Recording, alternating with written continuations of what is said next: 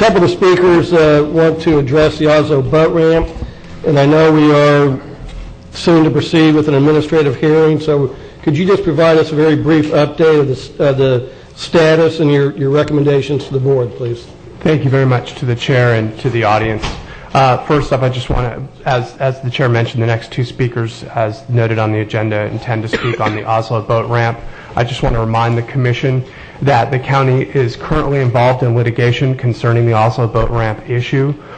Therefore, I recommend that the Commission not engage the speakers, not end up in a question-answer dialogue with them. As requested by the chair on an update, there is a DOA hearing scheduled. It is scheduled for Wednesday and Thursday and Friday of this week concerning this issue. I simply just want to state that there has been a permit applied for by the county, and that permit has been issued by the St. Johns River Water Management District, who is the entity responsible for review of the environmental laws concerning the request. And at this point, that decision has been challenged, and again, there will be a hearing on that on Wednesday and Thursday and Friday of this week. Therefore, again, I just encourage the Commission not to engage the speakers. They will have what they have to say, but just engaging in any comments and questions and answers may in some way affect the litigation that will occur this week. Thank you very much. Thank you. So under item 1 is a request to speak from Susan Boyd regarding the Oslo Boat Ramp. Good morning. Welcome. Your name and address for the record, please. Okay. Thank you very much for this opportunity to speak. My name is Susan Boyd, 8025 24th Street, Vero Beach. I can't believe that I'm standing before you again, I think for the third time, about Oslo Boat Ramp. This issue has been going on for a long time. We would not be here discussing this again if we did not think something very important is at stake. We do not spend our time and money on an issue that has little impact or importance. This is not a trivial project. Every scientist involved in the lagoon has come out against it. Every major organization dealing with the river have come out against it. Among these are Dr. Grant Gilmore, Senior Scientist, Estuarine, Coastal, and Ocean Science, Paul Drittenbos, Florida Inland Navigation District Commissioner and Fishing Guide, Lang Sykes, President, Local Coastal Conservation Association, a chapter of the state's CCA's 20,000-member fishing organization, Pat Rose, President, Save the Manatee Club, Marty Baum, Indian Riverkeeper, Dr. David Cox, ecologist, the Marine Resources Council, Audubon, Florida. I could go on and on and on.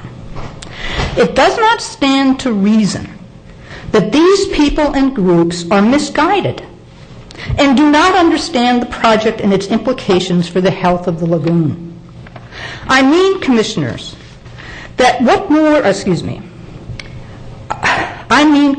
what more do you need in terms of proof that this project is a bad idea? Up until recently, every regulating agency, including the county's own Manatee Protection Plan, have come out against this project. It is simply dumbfounding to me that you, the Board of County Commissioners, still want to go ahead with a project that will damage the lagoon and its fish population. Since it's not needed, and it's not about safety, then why now, when the lagoon is under attack on just about every front? It seems quite disingenuous that you, the Board of County Commissioners, say that you will do all you can to aid the lagoon on the one hand, and then with the other, continue on with a project detrimental to the lagoon.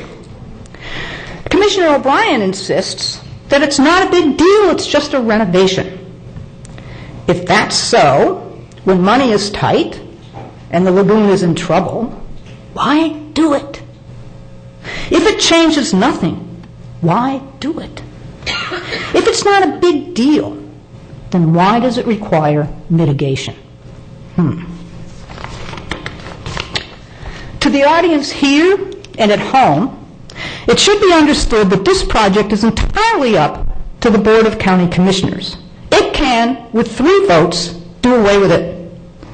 It is their decision entirely. It is that simple. What is it that the Board of County Commissioners plans to do? First, the mangroves. You, the Board of County Commissioners, proposed to clear 1.4 acres of mangroves to expand the parking lot. This doesn't sound like a big deal. Mangroves. We destroy them all the time. The problem is that not all mangroves are equal. For unknown reasons, certain species of fish choose specific places for spawning and protecting young. The mangroves at Oslo Road serve that purpose. If they are destroyed, that fish nursery is gone forever. Fish do not seek out a new place. They just discontinue spawning, and then there are fewer fish in the lagoon.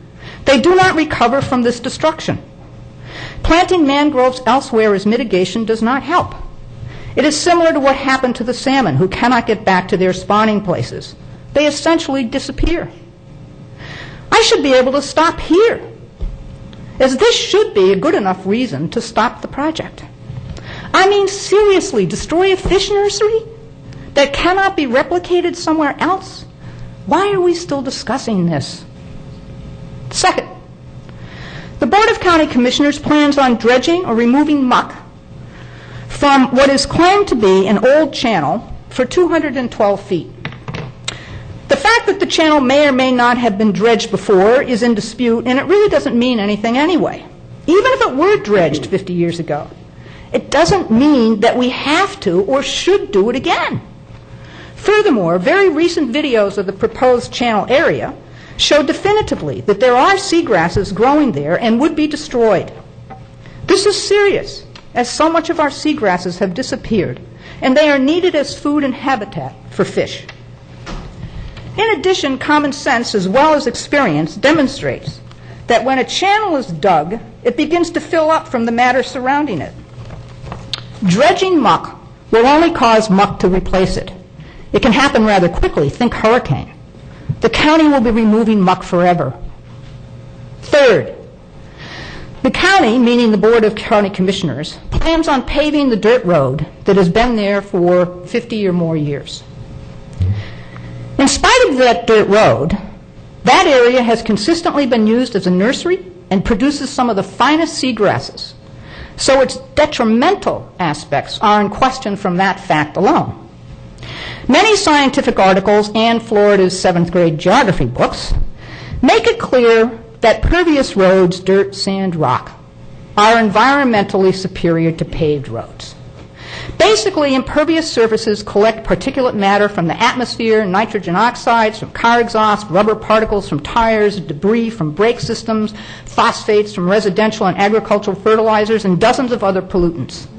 But pollution can't penetrate an impervious surface, and the rapid flow of rainwater off impervious surfaces means these pollutants end up in the water. When a road is pervious, much of the polluting material would seep down into the soil, and the community of microorganisms living there would begin a rapid breakdown process, thus preventing most of the polluting material from getting into the water. Also, using the reasoning that dirt roads harm the lagoon, we'd have to pave over all the sandy beaches along the lagoon and all the dirt roads that lead to it.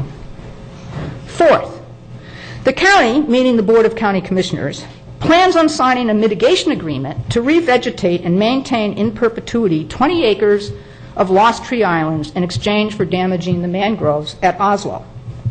In order to get a permit for the Oslo Boat Ramp, the county must agree to this mitigation. This will require the county to fix up and then maintain this area at county expense. So in addition to the cost of the boat ramp, including all costs to date and completion, which will be close to $1 million, if not more, the county must agree to take care of this land forever. The county can barely take care of its conservation land now, having only one full-time staff member. I plead with you to understand that this is not egos or win at all costs. This is an issue where a sizable group of regular and learned people understand that to do away with that particular group of mangroves is absolutely damaging to the health of the fish population and should not be done for that reason alone. The lagoon got into the state it is in by 1,000 tiny cuts, and one more can and will make a difference.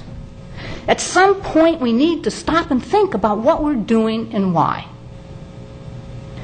Finally, I was shocked to find out that your legal staff is keeping us from talking to commissioners, even though it is not illegal. What are they afraid of? Seems a bit silly that commissioners are afraid to discuss this issue with citizens, constituents, taxpayers. I would be upset if I were you. Since when is talking a bad idea? What is the motive to keep us from talking to each other? And why does the county go into lockdown mode when we are talking about spending taxpayers' money? And by today's standards, quite a bit. I thank you for this opportunity, and I hope that at some point I may understand why you're doing this. Thank you. Thank you, Ms. Floyd.